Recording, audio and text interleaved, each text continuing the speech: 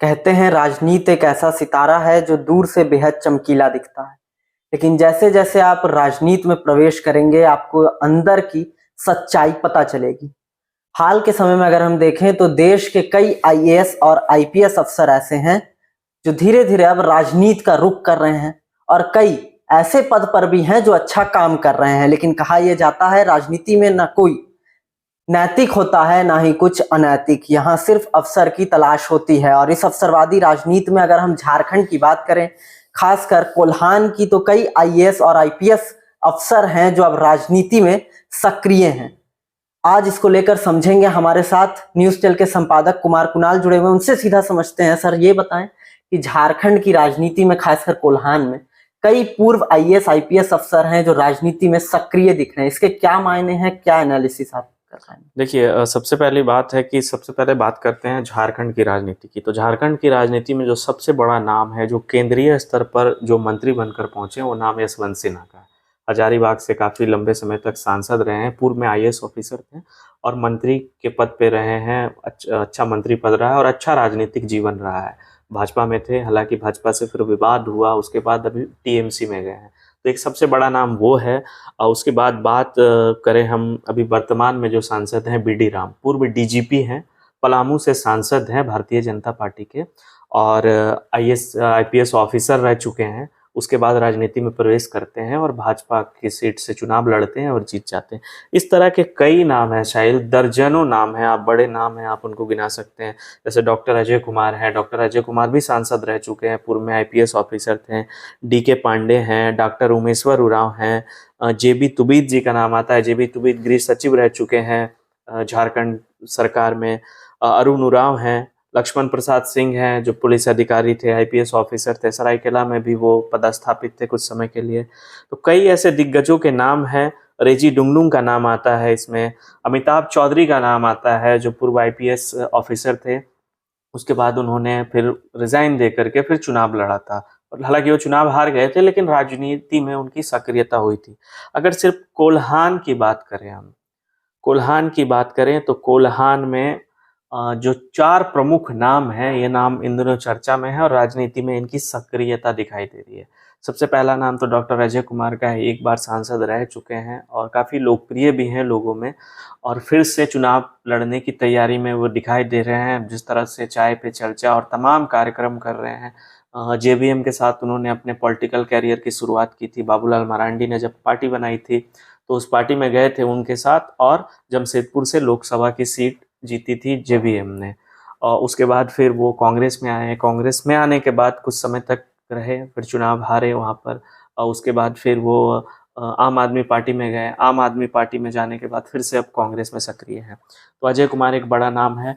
इसके साथ जो 3 नाम हैं कोल्हान की राजनीति में वो चल रहे हैं। जेबी तुबिद भी आईएएस ऑफिसर रह चुके हैं और 2 बार चुनाव भी लड़ चुके हैं चाईबासा से भाजपा के टिकट पे। हालांकि दोनों बार उन्हें हार का सामना करना पड़ा, लेकिन फिर भी उनकी सक्रियता राजनीति में है और राष्ट्रीय स्तर पे भी अपनी पहचान वो बना चुके हैं।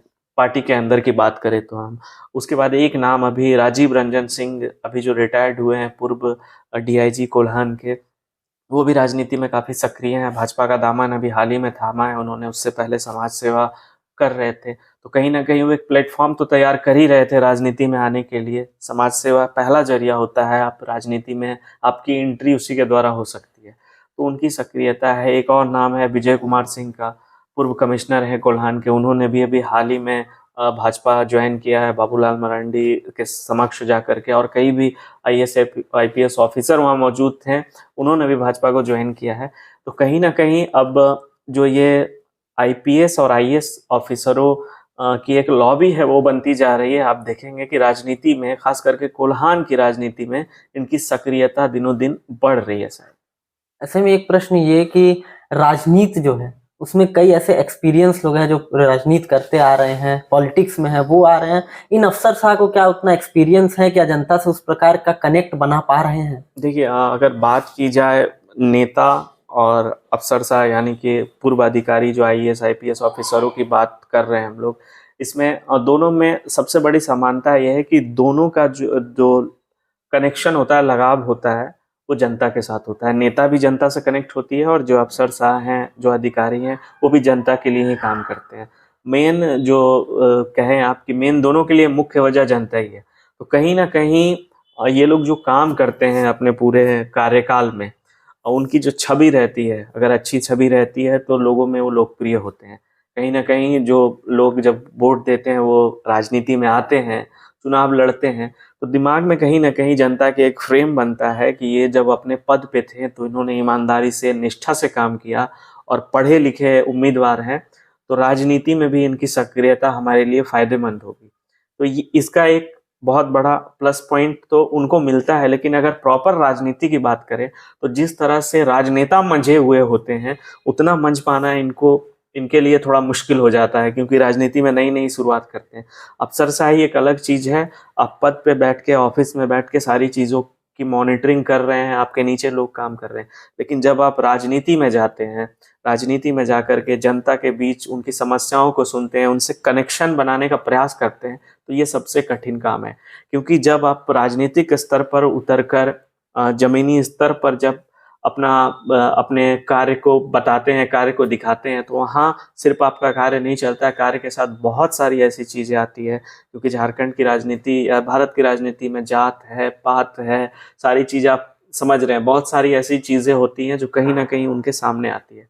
तो हालांकि इसका दोनों पक्ष है, अगर उन्होंने अच्छा काम किया, बढ़िया काम किया तो प्लस पॉइंट होता है। लेकिन जो जमीनी स्तर का अनुभव जितना एक स्थानीय नेता को होता है, क्योंकि आपने देखा होगा कि बहुत से जो राजनेता हैं या बहुत से विधायक हैं, वो आम जनता के बीच में जाके बिल्कुल इस तरीके से बात करते हैं कि लगता है कि उनके घर का सदस्य है। तो ये अपनापन जो दिखाने का तरीका है, ये तरीका नेता बखूबी करते हैं। और इसमें अगर IAS IPS अधिकारी इस हुनर को सीख लें, ये एक हुनर है, इस हुनर को अगर अच्छे तरीके से सीख लें तो फिर राजनीति में उनको फायदा मिल सकता है। तो आने वाले समय में, चुनावी वर्ष में, आपके द्वार पर आपको नेता तो मिलेंगे ही जो वोट मांगने आएंगे, लेकिन उनके साथ साथ ऐसे कई पूर्व IAS और IPS अफसर भी आपको मिल सकते हैं जो आकर आपसे वोट मांगेंगे। बहरहाल ये हम आपके ऊपर छोड़ते हैं, ये आपकी राय है, आप उन्हें कितना समर्थन देंगे और लोकसभा या विधानसभा में आप उन्हें भेजेंगे या नहीं। ऐसे ही तमाम खबरों के लिए और राजनीतिक एनालिसिस के लिए आप जुड़े रहें हमारे साथ। अपनी राय आप कमेंट के माध्यम से हमसे जरूर साझा करें और तब तक के लिए देखते रहें न्यूज़10। बेहतरीन खेतों से आती है लक्ष्मी रसोई का प्रीमियम क्वालिटी हल्दी पाउडर, जो है हल्दी के गुणों से परिपूर्ण और जो रखे आपकी सेहत का ख्याल, हर डिश की रंगत और उसकी स्वाद बढ़ाए। लक्ष्मी रसोई का प्रीमियम क्वालिटी हल्दी पाउडर आज ही घर ले आइए।